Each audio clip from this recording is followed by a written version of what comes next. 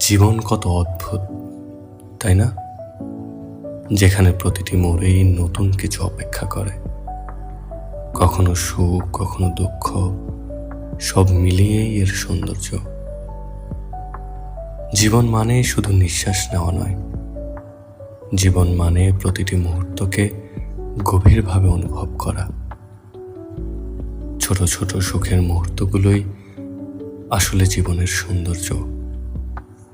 জীবন এক রঙিন ক্যানভাস, যেখানে প্রতিটি অনুভূতি এক একটি রং। কিছু রং উজ্জ্বল, কিছু রং ফিকে, কিন্তু সব মিলিয়েই এই ছবিটা অপূর্ব।